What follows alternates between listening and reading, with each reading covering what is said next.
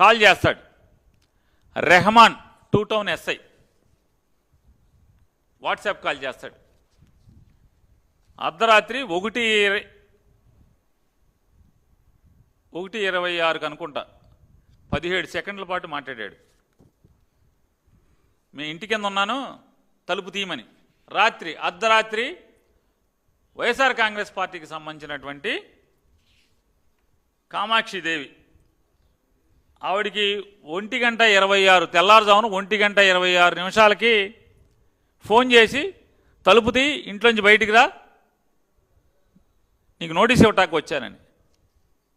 ఏం పోయే కాలం ఇదే అని అడుగుతున్నాను ఈ ప్రభుత్వానికి. పోయే కాలం కాదా ఇది?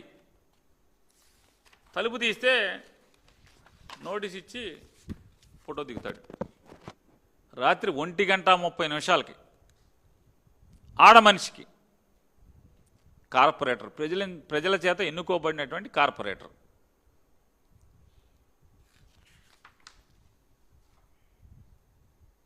ఎస్కే మస్తాన్, తండ్రి పేరు బాషా, ఇతనికి అంతే నోటీసు. ఈ అర్ధరాత్రి తెల్లారుజామున నోటీసులు. ఇంకా సూర్యుడు లెగల, మంచం మేంచి లేపి లాగు మీద ఉన్నాడు చూడండి, నోటీసు. ఏదో తామ్రపత్రం ఇస్తున్నట్టు ఇంటికి వచ్చి. చల్లా శరత్, ఇతనికి నోటీసు. ఇట్లా మా భాష సన్ ఆఫ్ మన్సూర్ సాహెబ్.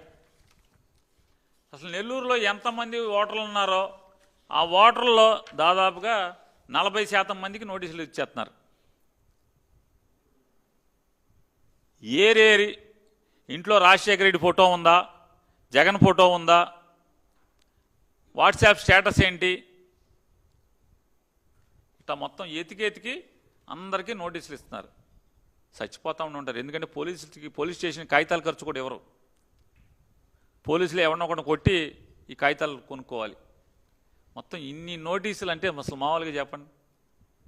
నెల్లూరు జిల్లాలో 40% మందికి నోటీసులు ఇచ్చేస్తున్నారంటే సుమారుగా కనపడిన ప్రతోడికి ఇంట్లో జగన్ ఫోటో ఉన్నా, ఇంట్లో రాజశేఖర రెడ్డి గారి ఫోటో ఉన్నా, ఫోన్లో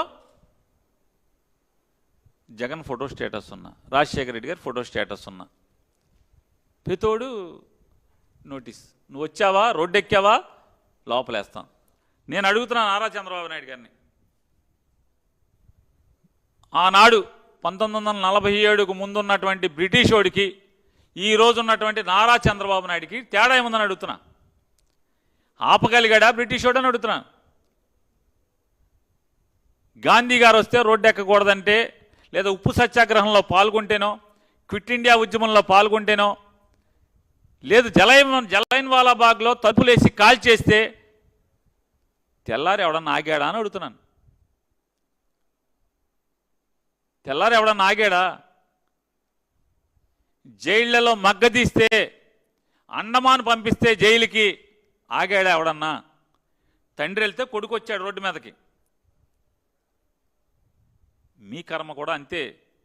ఆనాడు బ్రిటిష్ సామ్రాజ్యానికి, బ్రిటిష్ పాలకులకి ఏ కర్మ పట్టిందో అంటే, జనం రోడ్డు మీదకి వస్తే తిరుగుబాటు ఎగసి పడుతుంది అని భయంతో లాఠీలతో, కాకి చొక్కాలతో, అరెస్టులతో, తోటాలతో అణగదొక్కాలకునేటువంటి ప్రజాగ్రహాన్ని ఆనాడు బ్రిటిష్ వల్ల, పాలకుల వల్ల అవ్వలేదు.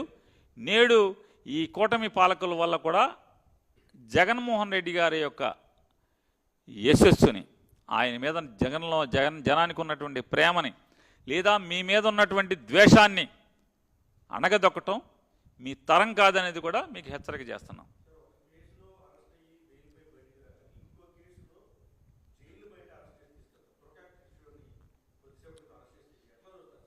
సార్, తురకా కిషోర్ అనే అతను ఒక ఒడ్డెర కులానికి సంబంధించినటువంటి అప్కమింగ్ రాజకీయ నాయకుడు.